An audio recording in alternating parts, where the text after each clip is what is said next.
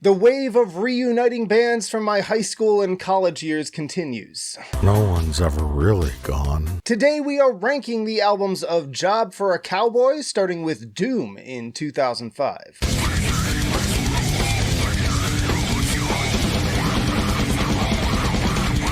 This is their debut EP, originally released by King of Monsters and then reissued by Metal Blade in 2006. This is a monument of a deathcore release which, alongside the likes of the Red Chord and Despised Icon, sort of set the stage before things really took off with Suicide Silence and Whitechapel soon after. Just total brutality on a scale that hadn't really been heard before, with all of the shitty production quality that the era is known for when it comes to debuts, at least. Frankly, I think it sounds a bit dated now in comparison to the likes of the Red Chord's Clients, which came out the same year and still holds up. Critical reception was really mixed at the time, but this has gone on to be considered a classic, and I know this is probably going to make some people butthurt right off the bat because of that, but let's be real, they've got better albums and they only progressed from here. It definitely has its moments and its place in history, but I'm just putting it at good tier. This will not stand. They followed that up with Genesis in 2007.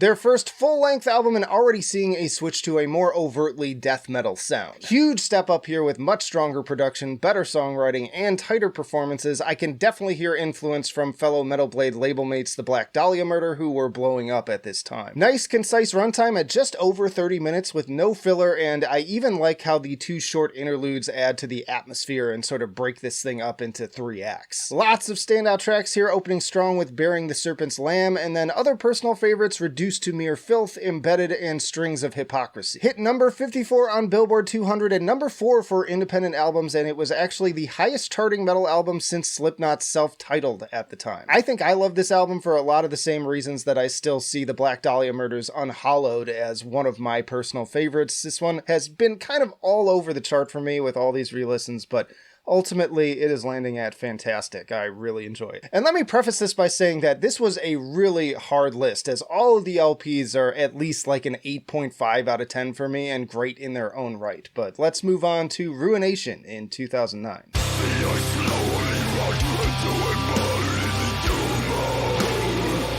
Ex-Despised Icon guitarist Al Grossman taking over for Ravi after he went back to medical school. Continuing to lean pretty heavily into that The Black Dahlia Murder sound, with Johnny Davey also adding more very Trevor-esque alternations between his highs and lows, which I think really adds to the dynamics and never fails to get me hyped. Another great opener with Unfurling the Darkened Gospel, great solo too. More fantastic riffing with standout tracks for me, including Regurgitated Disinformation, Lords of Chaos, Psychological Immorality, and To Detonate and Exterminate, which gives me some cattle decapitation vibes as well. I've been really back and forth with this and the debut, as those songs consistently just get their hooks into me right away, whereas this one was a bit of a grower, but ultimately it landed also at fantastic right alongside it. Yo, we have plenty more albums to go, but if you're enjoying the video so far, be sure to hit the like button, help me out, and comment your favorites, your rankings. Where do you agree? Where do you disagree? If you're new here too, I do videos like these twice a week, so subscribe. But next up, we have Gloom in 2011.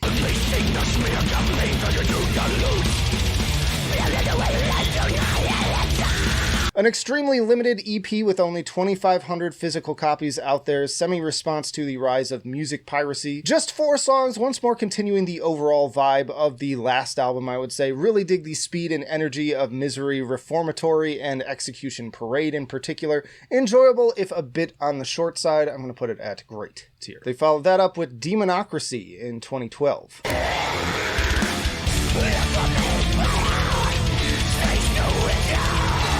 Definitely getting more of a tech approach here right from the opener, Children of Deceit, possibly due to now current lead guitarist Tony Sanacandro taking over. The solo on that track alone is definitely a new development for the band at this phase. The guitar work is seriously impressive and only seems to get better as it goes along. Nourishment Through Bloodshed has a lot of bounce and groove alongside the wailing leads to really carry the listener through and keep things fun. Imperium Wolves also shows a really nice building progression, kicking off with the usual speed, but ultimately working working into something more atmospheric and dynamic. More great guitar and bass work on Tongueless and Bound. Black Discharge is a supercharged gauntlet with tons of great dynamic shifts. The Manipulation stream is just brimming with hooks that put a big ol' smile on my face. And then there's the quite popular and very doomy Tarnished Gluttony acting to close things out. This one was also kind of jumping everywhere the more I re-listened to it, but ultimately it landed at perfection. Great album. And then we got Sun Eater in 2014.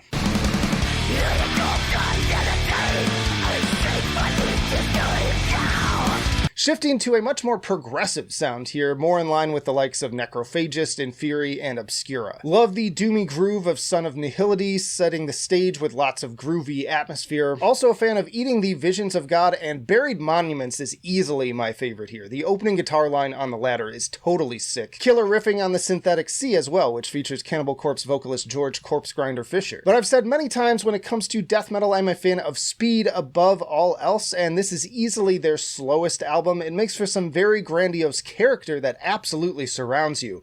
I could just use a little bit more BPMs and hooks to go with it, which is why Buried Monuments is a standout for me. Despite this, I do think that it's a very interesting and overall impressive album that demonstrates a band always striving for growth and mastery. Really enjoy it, but ultimately, just in terms of my enjoyment personally, this one ended up at great tier. And that brings us to Moon Eater in 2024.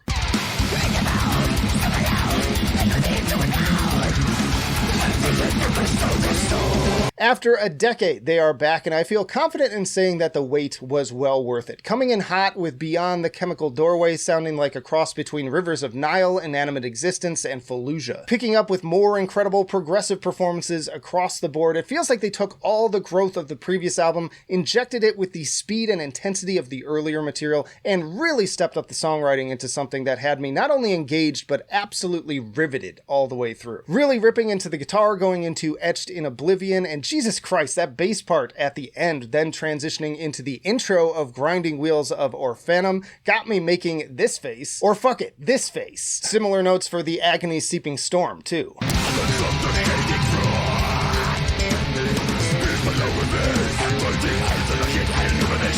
Really, Nick's bass work is a highlight of this entire album for me. He frequently steals the show. Naveen Kopervice of Entheos and formerly Animals as Leaders also drums on this album, making for another welcome addition to this already incredibly talented quintet. And of course, Johnny's still killing it on vocals. Those syncopated sections on tracks like A Sorrow-Filled Moon also induce reflexive actions of every one of my face muscles. Just a blast of a good time. So many ebbs and flows between the kind of slower, more methodical, doomy, atmospheric sections, and then those really intense, just like head bobbing, head banging, horns in the air sections. I always say that comeback albums are extra hard, as with every year away, the expectations only get more and more unreachable. But goddamn, Job for a Cowboy nailed it right through the final notes of the Forever Rot. This album, for me, it's going to perfection. It might be my favorite. Y'all check out this playlist for more death metal rankings, or this one for more deathcore related videos. And again, let me know down in the comments, what are your favorites, your least favorites, why, where do you disagree, where do you agree? Let's get a conversation going down there. But that'll do it for now.